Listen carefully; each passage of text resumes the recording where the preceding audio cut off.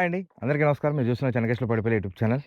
యాక్చువల్‌గా నేను మా ఊర్లో ఉండడం అంటే జరిగింది. దానికి కారణం ఏంటంటే రాష్ట్ర ప్రభుత్వం వంతు సహకారంగా రూ. 5,00,000 ఏవైతే ఇంటి నిర్మాణం కోసం అయితే ఇస్తున్నారో, ఆ పథకంలో మనం కూడా సెలెక్ట్ అయ్యామన్నమాట. దానికోసం మనమైతే ఊళ్ళో ఉండడం జరుగుతుంది. దానికోసం మనం ఇల్లయితే కడుతున్నాము. చిన్న చిన్నగా ఒక్కొక్క ఇటుకరాయి అయితే పేర్చుకుందాం అనుకుంటున్నాను. గతంలో చూడొచ్చు మనం ఎంత కష్టపడ్డామో, మన ఛానల్ ఎక్కడి నుంచి ఎక్కడి వరకు వచ్చిందో. భగవంతుడి దయ ఉంటేనే మనకేదైనా అందుతుందనేది ఒక ఆశ అనమాట. సరే ఈ విషయం పక్కన పెడితే ఇప్పుడు 61,00,000 స్కామ్ అని జెప్పేసి నేను థంబ్‌నెయిల్‌లో పెట్టడం జరిగింది. దాని గురించి పూర్తి వివరాలు మీకు చెప్పాలనే ఉద్దేశంతోనే వచ్చాను. 61,00,000 స్కామ్ అంటే ఒక మనీ 7 డేస్ యాప్స్‌లోకి ఎలా వస్తుంది? అది ఎలాగా ఫ్రీజ్ అవుతుంది? ఏంటనేది నేను నా అకౌంట్ ఫ్రీజ్ అవుతున్నా గానీ నాకు బుద్ధి రాలేదనమాట. కంప్లీట్‌గా ఈరోజైతే తెలుసుకోవడం జరిగింది.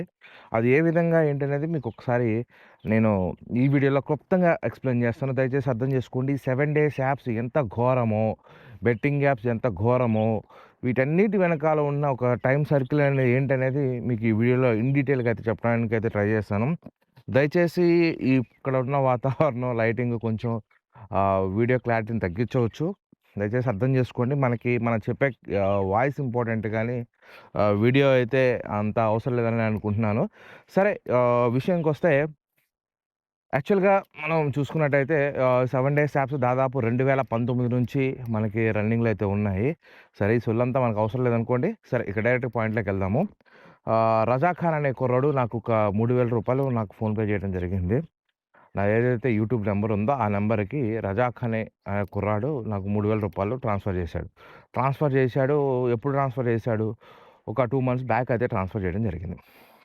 ఒక 10-15 రోజుల క్రితం ఏం చేశారంటే, 2,944.44 పైసలనేది నా అకౌంట్‌లో లీనియన్‌లో పెట్టారు. ఎవరు అయ్యా అని చెప్పేసి నేను బ్యాంక్‌కెళ్ళి విచారించగా, ఇది రాజస్థాన్ సైబర్ క్రైమ్ వాళ్ళు మీ అకౌంట్‌ని ఇట్లా చేశారు, హోల్డ్‌లో పెట్టారు.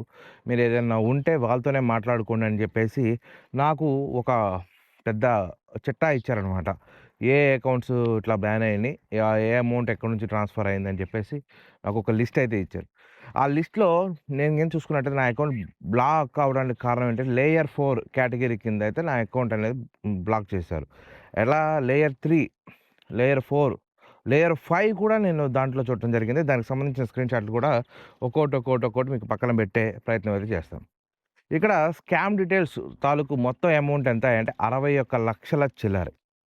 ఈ 61,00,000 ఎలాగా స్ప్లిట్ అయిందంటే, వాడికి ఒక 10,000, మాక్సిమం గనక చూసుకుంటే 21,000, 30,000 కంటే కూడా ఎక్కువ అమౌంట్ అయితే ఎవరికీ వెళ్ళలేదు.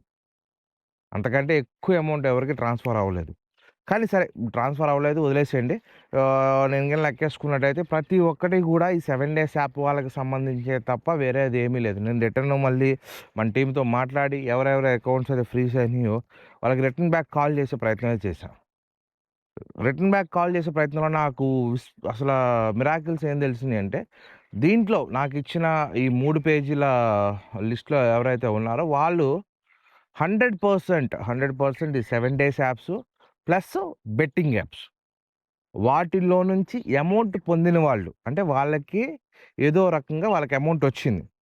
వాళ్ళు తప్ప ఎవ్వరు బయట వాళ్ళెవ్వరు లేరు. ఓన్లీ 7 డేస్ యాప్స్, బెట్టింగ్ యాప్స్‌లో నుంచి అంటే వాటి తరపు నుంచి ఎవరైతే అమౌంట్స్ రిసీవ్ చేసుకున్నారో వాళ్ళ అకౌంట్స్ వరకే ఫ్రీజ్ అయ్యాయి. వాళ్ళ అకౌంట్స్ వరకే లీనియన్‌లో పెట్టారు అమౌంట్స్ అనేవి. సరే, దీనికి కారణం ఏంటి అని జెప్పేసి నాకు సైబర్ క్రైమ్ తరపు నుంచి కొన్ని నంబర్స్ అయితే ఇచ్చారు. ఎవరైతే ఒక కానిస్టేబుల్ కేస్ ఫైల్ చేసి, ఆ కేస్ తాలూకు డీటెయిల్స్ ఎవరైతే ఇచ్చారో ఆ కానిస్టేబుల్ నంబర్ అతనెక్కడ, రాజస్థాన్ అతను. అతని డీటెయిల్స్ అన్నీ తీసుకొని రివర్స్ అతనికి ఫోన్ చేయడం జరిగింది. అయ్యా ఏంటి సో అండ్ సో అని ఏంటంటే, ఇది నాకు సంబంధం లేదు. ఇది సైబర్ క్రైమ్ వాళ్ళని చెప్పేసి మళ్ళీ ఇంకో సైబర్ క్రైమ్ నంబర్ ఇచ్చారు. రాజస్థాన్ సైబర్ క్రైమ్ నంబర్ అని చెప్పేసి ఇంకోటిచ్చారు. వాడికి ఫోన్ చేస్తే నాకు ఒక వాట్సాప్ మెసేజ్ పెట్టాడు. ఏమని పెట్టాడు? ఒక మెయిల్ ఐడీ, అడ్రెస్సు వగైరా పెట్టాడు.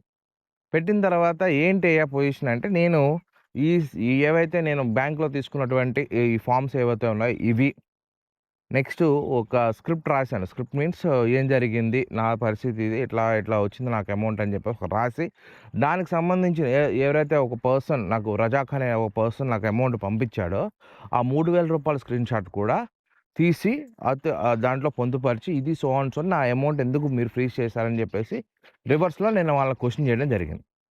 క్వెషన్ చేస్తే వాళ్ళు ఇలా ఫ్రాడ్ అయింది. ఆ అమౌంట్ మీకొచ్చింది. అందుకే మీ అకౌంట్ లీనియర్‌లో పెట్టాము.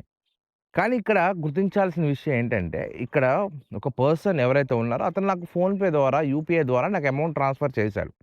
అతను ఏ విధంగా ట్రాన్స్‌ఫర్ చేశాడు? ఫర్ ఎగ్జాంపుల్ కింద చూసుకున్నట్టయితే, అతనికి ఎక్కడి నుంచైనా రానియండి, ఫ్రాడ్ అమౌంట్ రానియండి, ఆడు పేకాట ఆడని, లేకపోతే ఇంకా రంజకం చేయని, ఇంకోటి చేయని, ఇంకోటి చేయని, ఏదైనా చేయనండి.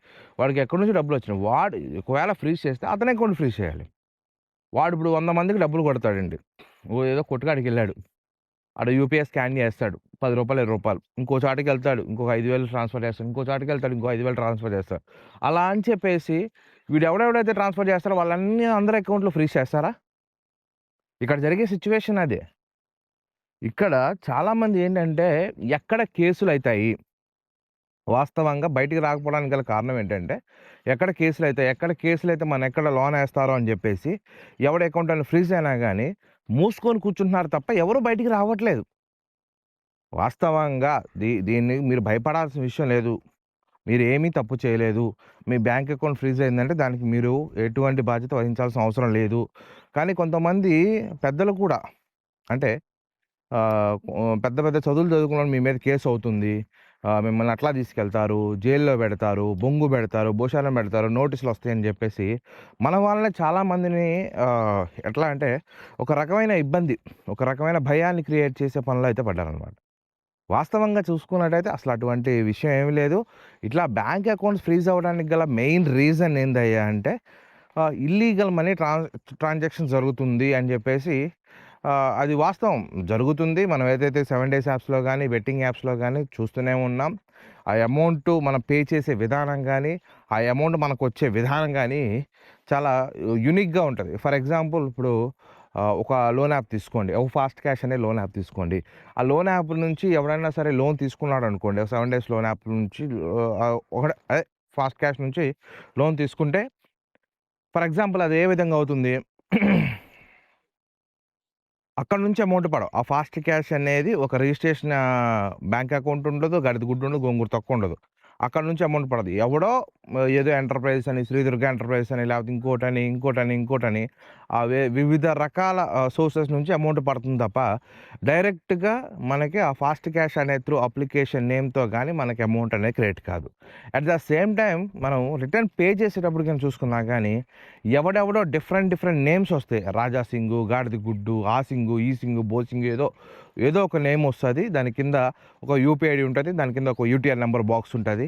దాని కింద మనం కట్టాల్సిన అమౌంట్ ఉంటది. ఆ యూపీఐ ఐడీ కాపీ చేసుకొని ఫోన్‌పేలోకెళ్ళి ఆ అమౌంట్ కట్టిన తర్వాత వచ్చిన యూటీఆర్ నంబర్ సబ్మిట్ చేస్తే మన లోన్ అనేది క్లోజ్ అవుతుందని చెప్పేసి ఈ తరహా ఏదైతే ఉందో ఈ రకంగా అయితే ఇప్పుడు నడుస్తుంది. కానీ ఇక్కడ చాలామంది మీరు భయపడే సిట్యుయేషన్ ఏంటంటే, ఎక్కడ కేసులవుతుందో, ఎక్కడ మనల్ని తీసుకెళ్ళి లోన పడేస్తారో, ఎక్కడ మనకి ఇబ్బంది కలుగుతుందని జెప్పేసి చాలామంది బయటకొచ్చే ప్రయత్నం అయితే చేయట్లేదు. మీకు అందరికీ చెప్పొచ్చేదేంటంటే 100% ఎటువంటి కేసులు కావు. ఎవడు మీ ఇంటికి రాడు. ఎవడు మిమ్మల్ని పట్టుకోడు. మీరేమీ దొంగతనం జేయలేదు. లేకపోతే ఇంకోటి చేయలేదు. వాస్తవంగా ఫస్ట్ ఇవెక్కడ స్టార్ట్ అయితున్నాయి? ప్లే స్టోర్‌లోనే స్టార్ట్ అవుతున్నాయి. ప్లే స్టోరోడు గనక, గూగులోడు గనక అప్లికేషన్ బ్యాన్ చేస్తే, నెక్స్ట్ ఎక్కడ స్టార్ట్ అవుతున్నాయా అంటే, ఈ ఫేస్‌బుక్కో, ఇన్‌స్టాగ్రామ్ యాడ్స్‌లోనో కనపడుతున్నాయి. Not only Facebook and Instagram అండి. ఇంకా మనకేం చూసుకుంటే ట్రూ బ్యాలెన్సు, ట్రూ కాలరు, గడిద గుడ్డు, గోంగూర తొక్క, మోబిక్విక్, మనీ వ్యూ లాంటి అప్లికేషన్స్‌లో కూడా యాడ్ రూపంలో ఈ 7 డేస్ యాప్స్ కనపడుతున్నాయి. ఒక్కోసారి ఏమనిపిస్తుందంటే చాలామంది జనాలకి ఇప్పుడు ట్రూ బ్యాలెన్స్ అనే అప్లికేషన్‌లో కనపడింది కాబట్టి జెన్యూను, దీన్ని డౌన్‌లోడ్ చేసుకోవచ్చు, దీన్ని వాడుకోవచ్చు అని చెప్పేసి చాలామంది తెలియకుండానే ఏం చేస్తున్నారంటే ఆ అప్లికేషన్‌లో వేలు పెట్టి వాళ్ళ యొక్క జీవితాలను అయితే నాశనం చేసుకుంటున్నారనమాట. వాస్తవంగా జరిగే సిట్యుయేషన్ ఇది. ఒక బ్యాంక్ అకౌంట్ ఫ్రీజ్ అవుతుంది అంటే, దానికి ముఖ్య కారణం ఏంటయ్యా అంటే, ఎవడైతే మన అకౌంట్స్‌లోకి అమౌంట్ ట్రాన్స్‌ఫర్ చేస్తున్నాడో, వాడే ఫ్రాడ్ అయితుందని కంప్లెయింట్ పెడుతున్నారు. ఇక్కడ మీకొక డౌట్ రావాలి. మరి ఈ సైబర్ క్రైమ్ వాళ్ళకి బుద్ధి లేదా? బుర్ర లేదా? లేకపోతే ఇంకేమన్నా లేదా? "అరేయ్! కాదురా భాయ్ నువ్వు చేసేదే తప్పు. మళ్ళీ నువ్వు ఇట్లా ఎందుకొస్తున్నావు? ఎందుకు కంప్లెయింట్ రైజ్ చేస్తున్నావు?" అని చెప్పేసి వాళ్ళెందుకు ఇరగదీయట్లేదనేది నాకొక concept.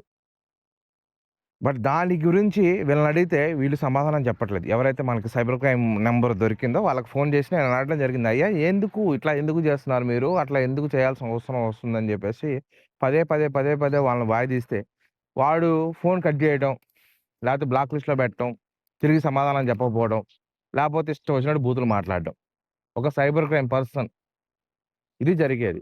Not only AP and Telangana అండి. మన ఏపీ అండ్ తెలంగాణలో కాదు రాజస్థాన్. ఆ పర్సన్ ఎవరైతే ఉన్నారో అతను తీరితిన్నంగా సమాధానం చెప్పే కేపబిలిటీ లేదు. ఒక మనిషి ఎవరైతే ఇబ్బంది పడే వ్యక్తి డైరెక్ట్‌గా ఫోను చేసి వాళ్ళని అడుగుతున్నారు అంటే, వాడి దగ్గర జెన్యూనిటీ ఉంటేనే గదా అడిగేది. అటువంటి అకౌంట్స్‌ని కూడా రిలీజ్ చేయకపోతే చాలా కష్టం. చాలామందున్నారండి. ఒక మహేష్ గారని జెప్పేసి దాదాపు 6, 7 మంత్స్ అవుతుంది. ఆయన అకౌంట్ అలాగే ఉండిపోయింది. ఎంతోమంది వందలు కాదండి, వేలల్లో ఉన్నారు. వేలల్లో కూడా లక్షల్లోకెళ్ళిపోయి ఉంటారండి. ఎందుకంటే చాలామంది బయట పడట్లేదు. వాళ్ళ అకౌంట్ ఫ్రీజ్ అయితే సరే మళ్ళీ ఫ్రీజ్ అయింది. పలానోడి దగ్గర కేసయిందంట. మళ్ళీ ఇక్కడ కేసయిందని వీళ్ళకెలా తెలుస్తుందంటే ఈళ్ళ అమౌంట్ కట్టంగానే ముందు అప్రోచ్ ఏదనంటే బ్యాంక్ వాడిని. బ్యాంక్ వాడు ఏమని చెప్తాడంటే మీ మీద సైబర్ క్రైమ్ కేసయిందంటాడు. వాడికి తెలీదు. ఇట్లా జరుగుతుంది బయట. ఇలా ఈ బెట్టింగ్ ఆడితే లేపోతే ఇంకోటి ఆడితే పలానా సైబర్ క్రైమ్ వాళ్ళు ఇట్లా ఫ్రీజ్ చేస్తున్నారు. ఇది ఎంతవరకు జెన్యూను? ఇది ఎంతవరకు ఈ విషయం మీద నేను గతంలో కూడా చాలా వీడియోస్ చేశానండి. అసల మేజర్ ప్రాబ్లమ్ ఇప్పుడు ఇదే అవుతుంది. దయచేసి అర్థం చేసుకోండి. దీనికి సొల్యూషన్ కూడా త్వరలోనే మనం చెప్పడం అయితే జరుగుతుంది. ఎందుకంటే నాకు సరైన దాని ఛానెల్ అనేది దొరకట్లేదు. ఏ ఛానెల్ పట్టుకున్నా గానీ కొంచెం అంత జెన్యూన్‌గా అనిపించట్లేదు. ఏ ఛానెల్ చూసుకున్నా గానీ చూద్దాం, చేద్దాం, రేపు రండి, ఎల్లుండి రండి అనే ఇదే కనిపిస్తుంది తప్ప దీనికి ఇమ్మీడియేట్‌గా యాక్షన్ తీసుకొని, ఇమ్మీడియేట్‌గా దానికంటూ ఒక సొల్యూషన్ ప్రొవైడ్ చేసే ఛానెల్ ఏదన్నా ఉంటే దాని మీద బేస్ అయ్యి మనం వర్క్ చేద్దాం అనేదైతే ఉంది. ఓకే. విండేజ్ ఎక్కువైపోయింది. ఇక మళ్ళీ నాయిస్ ఎక్కువ క్యాప్చర్ చేస్తుంటది. ఇదండి ఇవాల్టి వీడియో అయితే. వీడియో నచ్చితే లైక్ చేయండి. కొంచెం మన ఈ పల్లెటూరు వాతావరణంలో చక్కగా ఆహ్లాదకరమైన వాతావరణంలో ఉన్నాను. కొంచెం వీడియో క్లారిటీ లేకపోయినా వాయిస్ అయితే మంచిగానే వస్తుందనుకుంటున్నాను. దయచేసి ఇలాంటి వీడియోస్‌ని లైక్ చేయండి. నేను కట్టబోయే ఇల్లు కూడా నెక్స్ట్ వీడియోలో అయితే మీకు చూపిస్తాను. దయచేసి వీడియోని లైక్ చేయండి, షేర్ చేయండి. Thanks for watching and thanks to all. జై హింద్.